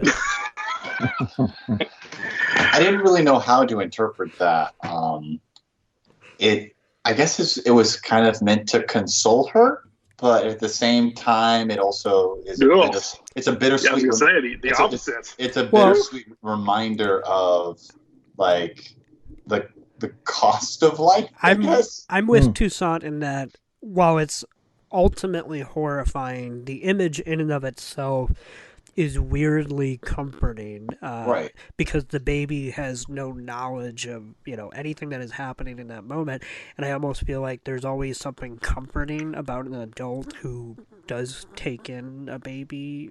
I don't know how to explain it, but where you gaze upon them and you and you realize that at one point in a human's life they have no real conception of anything in the world, which also means that they are unburdened by anything as heavy as, an abortion or anything that heartbreaking. Obviously, it is also horrifying that someone should have to have a living reminder, but I didn't take, and I think this is a testament to the actress who played Sophie's, I think, to her performance, but I didn't take her performance in that scene or her emotional reaction to be completely aghast at what was happening. Just an extremely mixed reaction, which is that as horrifying as it is, there's almost something maybe poetic that for a fleeting moment she did at least get to have some kind of closure with a life she was never going to lead. Well, the other part about it, though, is that I feel like there's nothing malicious about and that's the other thing that's just always been so crazy to me about this idea of women having abortions, is that there's nothing malicious about what she's doing. She doesn't hate children, or she doesn't hate this idea of her being pregnant. She just doesn't want to have a baby at this time in her life, and we don't know anything about what led to this. It's crazy. There's the social stigma surrounding it, because it's fairly implied that this woman is not married or in a relationship, and like she works at the behest of the Countess, and who knows, like if she were to have this child to term, like what kind of life could she be able to? As cruel as it sounds, as awful as it sounds, like it's a symptom of how awful the world is to her gender, for that matter. And it's just like, no, it is, and also too, it seems like there's at least the feel I got is there's a community of these, and not that all of them have had abortions or anything like that, but there's this community of women who realize that all they have is each other. And they are wanting to build each other up in a way, even if it's somewhat in secret. The scene, obviously, with the fire is very moving, at least in my reading of it, in terms of these women being together and just living life and trying to be there for each other. And then the actual abortion scene that we're talking about right now is her just trying to not even console her about it, but just say that to have some outlet for her to attempt to safely move away from what she doesn't want in her life. So, yeah. Yeah, I wonder how much of it is our own kind of projection on this, and I don't know what the prevailing attitudes were about that procedure at that time. But I keep on thinking about this on a class level, which is, what would her economic viability to have carried the baby to term at that point. I'm not trying to say then just get an abortion, not to be, but like the reality, but she would have had to have made that type of assessment. And maybe it's the scene of that juxtaposition between the child crawling over her is like, well, not now. I will be a mother at some point, unless that procedure was so. I don't remember. Was there any discussion about whether or not the procedure was going to be one that would devastate her capacity to be pregnant later on, or whatever? But I think it was just this specific one. Not her capacity in the future to have children. Yeah, so it might be just I'll be a mom at some point. I just choose not to do it now. How about the other? Oh, I'm sorry, Brian. Go ahead. Well, one more point is that because the baby that was crawling over that bed, if that was the little domicile or the little hut of the old lady that was there, presumably, did we even know who the mother was of that baby? Was she off somewhere else because that's what that old lady might have at one point been? A maid herself, and now it's her job to fend for the children or the infants of the young women in that community in the event that they get pregnant and all of that. So yeah, 'cause she seemed a little old for that. Yeah, right. I mean, I don't mean that as judging. I'm just saying, like, I got the vibe that at least the baby for sure was the product of her trade, which is unfortunately unwanted children, Yes. born and not born. Yeah. Yes, exactly. So I think that's just kind of and I don't know how to, it sounds cold and too like Freakonomics, like, well, this is all these things, but like that may have been how transactional the idea of pregnancy was for women in that socioeconomic class at that moment, where it was like, look, this is not something that we can do right now, and I'll just get the procedure, and that's all it is. And it wouldn't have had the type of maybe moral kind of baggage that I think that it has attached in our era at this moment. So the other thing about that, though, is the scene that immediately follows the abortion scene, which is them back at the house. Also, another thing I want to mention, this is totally off what we're talking about now, but the scenes that happen at nighttime with the fire crackling in here are so good in terms of cinematography. They really remind me of the movie It Comes at Night in terms of the way it's able to capture the look of nighttime in a camera lens. So good. Anyways, moving away from that scene that follows where she tells her to get on the floor in pretty much assumed position for her to stand in there and then have that drawing done of her as if she were the one performing. And it almost feels somewhat cathartic for Sophie's character, as she is totally fine getting down and doing this painting, drawing, whatever you want to call it. That, to me, was just as powerful of a scene because of the way that it captured what was going on at the current time for all three women. I agree. Yeah, I did actually think that scene felt like the natural continuation of the abortion scene. Like, that needed to happen for all the characters involved, for them to sort of like, I guess, like put a cap on it to really sort of like come together in another communal sense, to really just like share that experience together and to make something out of it. Yeah, I just gotta say that sing-along was fantastic. I am always pretty much a sucker for a movie that has no musical element to suddenly stop in its tracks and come up with a reason to have people kind of burst out in song, whether it's a literal fourth wall breaking or it's in universe. But the community of women on the beach, kind of going into that shared rhythm and chanting, which was gorgeous, I thought.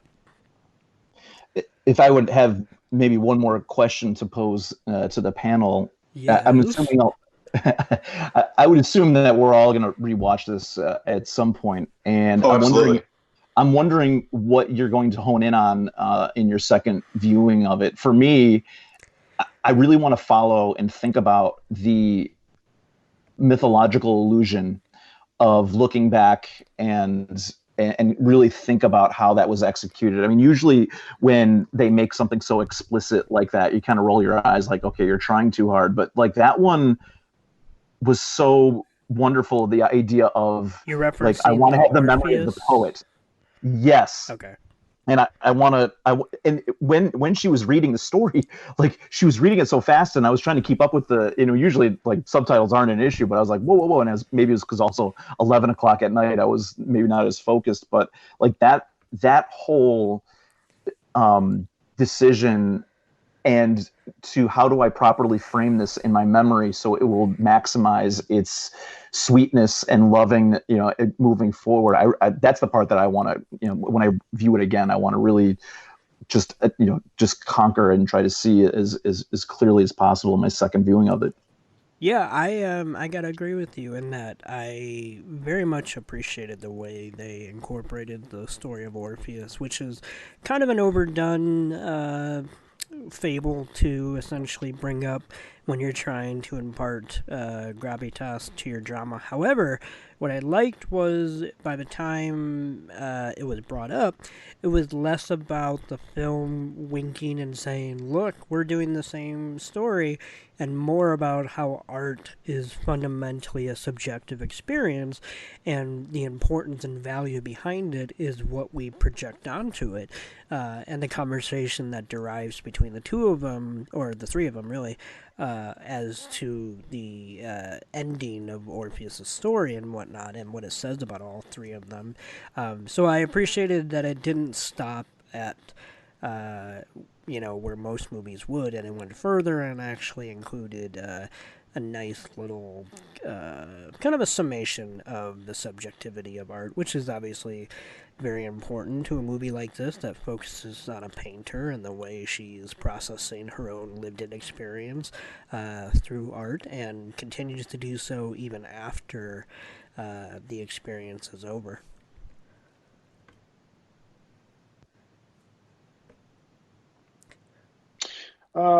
Yeah, so I don't know where I was going with that, sorry. Indeed! Yeah, I will say that I am very much looking forward to following Heloise' character in the second viewing, because I feel like it's really easy on the first viewing to not be sure about anything about her character and her emotions and what we're going to be seeing with her probably till about halfway through the film. So I think knowing how the film ends, knowing where she's going to end up, knowing what her character wants and her character needs in terms of what the film is telling us, it'll be interesting to watch that from the beginning from her perspective.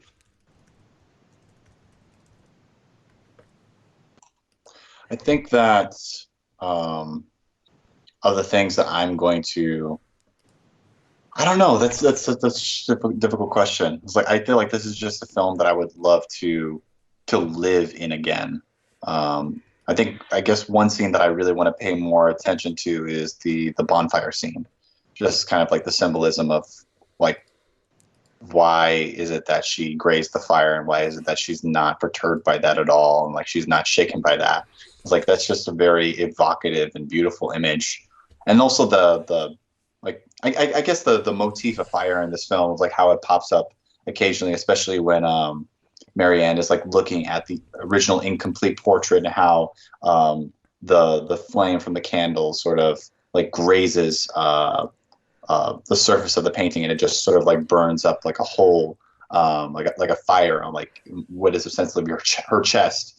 It's like over her heart, and it's just like that's very. It's a very beautiful image, and I guess I'm trying to like sort of like decipher that, like how I feel about that image and that symbolism. I wholeheartedly agree. I think the way this movie uses fire is just so lit. I can't even Indeed describe it. Like, Nick, you had said it before, like, And the I'll idea say of it again. fire. But the idea of fire and water, now, if we're focusing on the fire while we're surrounded by water in the island too, it adds that layer of inevitable that it's going to be extinguished at some point. Obviously the fuel of it runs out, but that persistent threat that there's no way to take this fire off of the island as well, given what we know about the nature of it. So I don't know. I don't know if that was an unintentional symbolism or whatever, but that seems like that would be worth pulling on as well, thinking about it. No, absolutely, and especially you also got to compare and contrast that with the fate of her sister. One died in water, essentially, and so the other one's going to live in fire. And I definitely think that there's some poetry to that. I agree. Right on. So I think we should go to final ratings. I will start. A couple of things that I did want to mention that I did not get to when we were just talking in general about this film. very interesting, the idea of them taking drugs via the armpit, which I guess I just missed on from other parts of humanity. But that was interesting in this film, and I guess it's a time period thing. But I was just kind of blown away by the image, at least, of the first of her just kind of fingering that into her armpit. And that's the way of her to and take the drugs, which I thought was very interesting. Anyways, other than that point of it, and just also about some other parts about the film and the way that the characters go together, I guess I'll just end by saying that I thought this was a beautiful film. I thought this was so well put together. So many of the actual elements in terms of the way this film is shot, the way that the screen looks.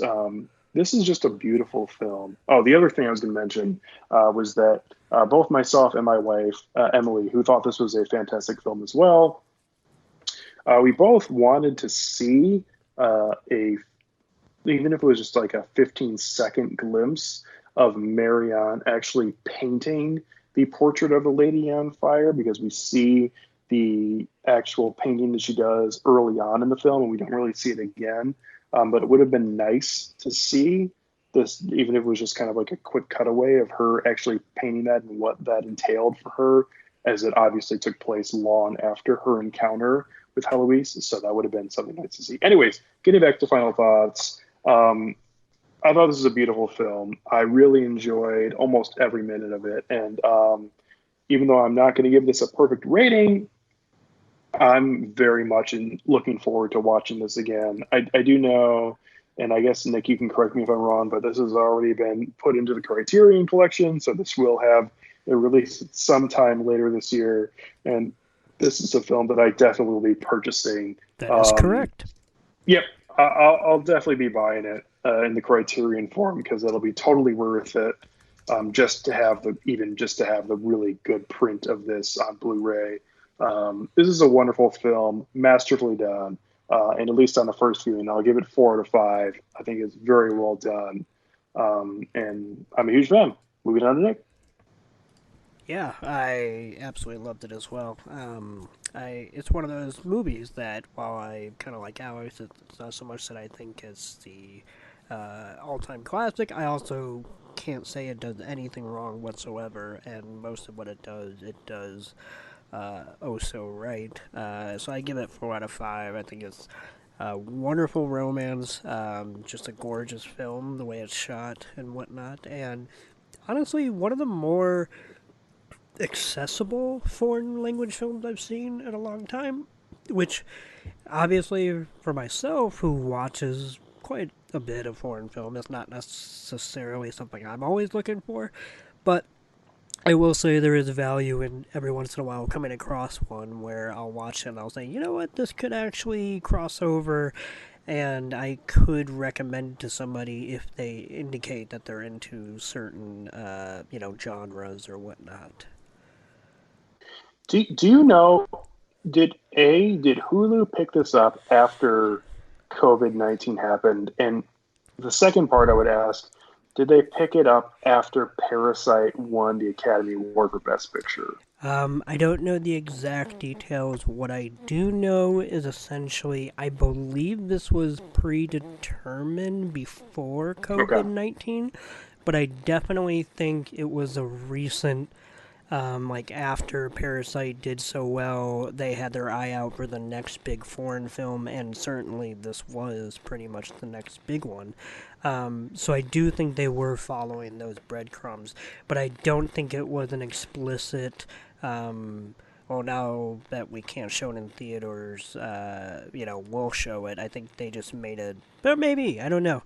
I will admit, though, that could potentially be true because of the fact that it was a very short announcement. It was about 3 or 4 days prior to it getting released on Hulu, which was only last week, that people started circulating the rumor, and everyone got super psyched. So, yeah, it's could have been. And I will say, I was very happily surprised that this was on Hulu, just on a streaming service that was available if you had a subscription, because I just assumed it was going to be a rental or a 1999 purchase, and the fact that it was available made me very excited to watch it, and I'm glad it was. Absolutely. So yeah, 4 out of 5 for me. I'm gonna go slightly higher. I mean, I know again, it's hard to give perfection out to anything, but this was approaching that for me in terms of just the whole experience of it. And I said it before. I just don't think I've had such an affecting film experience in such a long time. And more and more as you guys talk, just more memories keep on popping up about things I forgot to even kind of talk about with this movie. So I mean, 4.5 out of 5 for me. And just even like just the opening, the premise of how to secretly track the small nuances, like the small of her neck, the curve of her ear, and how to like just that opening part of that just leads into the attraction was so interesting. But for me, there was a line in this that kind of made me fall over, and it was, I think, maybe one of the times right before I think they fully made love for the first time. And she said, I had to look it up because I knew I always mess up quotes. And it was the one about, do all lovers feel they're inventing something? And I don't know what it was about the way in which that line was delivered. And to me, that was something that I don't think has ever been so succinctly captured the unique emotion of when you're in it, when you're in love, and when it's so exciting and it is new. That's exactly what it is. I don't know. It just, to me, that just really just was such a great intersection of everything that made this so touching for me. As you said, the denouement was just breathtaking for me. So I this was just a great movie. 4.5 out of 5 for Brian. Yeah, I'm gonna give this a 4 out of 5. I thought this was such a beautiful, intimate, and just, it was a heartfelt film. I really enjoyed it. Again, like the words that I used to describe it are sedate and sensuous at the same time. Yeah. I love that line too. It's like, do all lovers feel like they are creating something new? It's like, yeah, it's like, you can't really explain it to somebody. It's just like, it's like, how do you describe like a breeze that hits your face, like when you haven't felt that before, like in your entire life? Like, how do you really describe that? It's like, it's a really beautiful film. I can't wait to actually like watch it again. I probably won't watch it again tonight, but I will probably watch it again within sometime within the next week if I can find the time for it. So. Yeah, this movie watch was it with your gal pal. We'll see. She's not really into this sort of stuff, but like I'll try to. No, historical dramas. Well, we'll see. Oh, that was great. Lesbians. Wow. That was great. My mic was sorry, muted. Brian. That wasn't me. Brian, you were going to say something. Oh no, that was just to follow up with Susan. This again, like just the banality sometimes of films that you kind of get caught on when you're on the dad track of watching movies with your kids, and when something like this falls in your lap, that just reminds you of just that those places where you forgot where you could feel, in such a way. And that's just not, just because life happens. And maybe I think part of it too, and even just to kind of sidetrack from the it being about love, the romantic element of it too. It's, the idea of when do you get to say goodbye, and when you're away from people, when we're away from people at this moment, and there's so much uncertainty of that also affected me too. So I kept on thinking about that separation, that we sometimes are forced to be away from people. And so that also had echoes of it, even though it was not romantic. It was just that idea of distance and the uncertainty of being able to say and see people again. That was the other kind of layer to this that was just so deeply touching to me. Right on. Yeah, this was overall, I think we can all agree this is just a very, very good film, and one that I'm glad that we did a episode on. So well done to everybody, and obviously, again, thanks to Nick for pushing this across the finish line. Very good suggestion. I try. Thank you, Nick. You do. Yeah. Well, if anybody out there has any thoughts on Portrait of a Lady on Fire, always feel free to send them on to us at filmtankshow@gmail.com, or to also try to find us on Facebook or Twitter at Film Tank Show. You can also find all of our episodes on filmtankshow.com or on Apple Podcasts or Stitcher or Spotify at Film Tank Show. Not really sure what our next episode is going to be. We're kind of taking it week to week at this point with everything that's going on. But I think we've all pretty much enjoyed getting together via Skype here for the last couple weeks, and probably going to continue. So hopefully next week we'll have another episode for everybody to listen in on if they are so interested. Brian, as always, I know it's been a while, but thank you very much for joining us. Oh yeah, well, I think this format I can probably get to a little bit easier. So, but I was very pleased to be back on. It was such a great film, and it was awesome hanging out with you guys again. Oh, so sorry.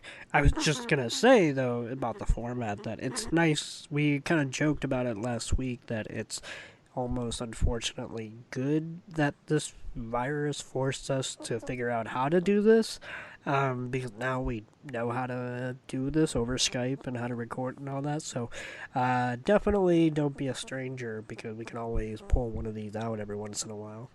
Nice. Yeah, no, this will be great. Yeah, and we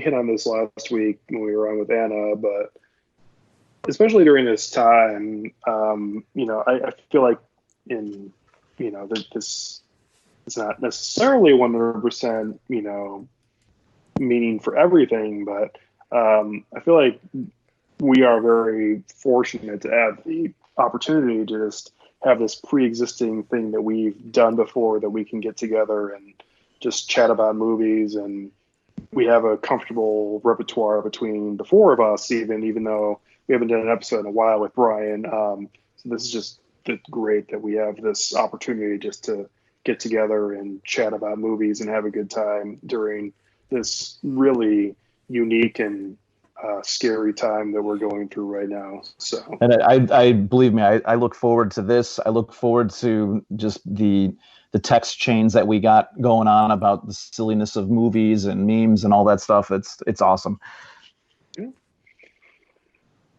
Well, thank you very much to Brian, and thank you very much to Toussaint and Nick for joining me, and thank you very much to our listeners for. Oh boy, this guy! And thank you very much to our listeners for joining us. Thanks for bearing with us, I should say. Bearing right in. Nice and deep, but for bearing with us during these Skype podcasts, because I actually think that they came out okay, but obviously they're not going to sound quite like they do in the studio. No, it's different, but it's I feel like it's good and unique, and in some aspects there are some parts of it that are better, probably. So. Definitely. Yeah, I was just gonna say, I find it so fascinating that in 20 years' time, if I were to listen back to last week's episode, that we'll have an actual time capsule of us talking about the coronavirus and what we were doing, which is pretty rare. I mean, now we live in the era where that's possible, but obviously, just thinking about like things like the Black Plague or something, it's... Wait, is that racist? Is that what it's called? Yeah, it's called the Black Plague. Okay. It's literally called the Black Plague. It's not called the Dark Plague. I thought it was confusing it with something else, and I'm like, wait a minute, did I switch my words around? No, it's Black Plague. Anyway, not a lot of people from the Seventh Seal doing podcasts. So. That is true, but they should be, because let me tell you, their philosophical musings are like A+ in my book. Max von Sydow. Oh. Yeah. I find it very fascinating that we are making our own audio diaries a la Bioshock about like what happened. Yeah. Yeah, this will be all that's left after Trump kills us all. Environmental storytelling. Yeah. That's a good look, a concept diary. From Brian Turnbow and then Nick Cheney, Toussaint Nagin, and myself, Alex Diekman, thank you very much for listening to this episode of Film Tank, and we'll be catching up with you next time.